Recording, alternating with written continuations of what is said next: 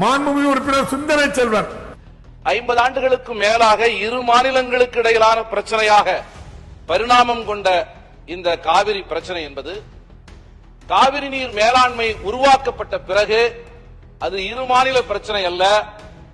அந்த மேலாண்மையை உருவாக்கிய ஒன்றிய அரசு காவிரி மேலாண்மை உத்தரவிடுகிறது என்று சொன்னால் ஒன்றிய அரசு உத்தரவிடுகிறது என்று பொருள். உச்சநீதிமன்றம் உத்தரவிடுகிறது என்று சொன்னால் அந்த உத்தரவை நடைமுறைப்படுத்துவதை உறுதிப்படுத்த வேண்டியது ஒன்றிய அரசின் கடமை. ஆகவே ஒன்றிய அரசுக்கும் அது அந்த உத்தரவுகளை நிறைவேற்ற மறுக்கிற கர்நாடகாவிற்கும் இடையிலான பிரச்சனையாக இதை நாம் உணர வேண்டியிருக்கிறது. தான் ஆளும் தன் சார்ந்திருக்கிற கட்சிதான் ஒன்றிய அரசை வழிநடத்துகிறது என்கிற போது அந்த ஒன்றிய அரசின் சார்பிலே உருவாக்கப்பட்டிருக்கிற காவிரி மேலாண்மை வாரியம் அமைத்திருக்கிற விடுவித்திருக்கிற உத்தரவை நிறைவேற்றக்கூடாது என்று கர்நாடகாவில் இருக்கிற சில தேசிய கட்சிகள் போராடுவது என்பது வேதனையை தருகிறது.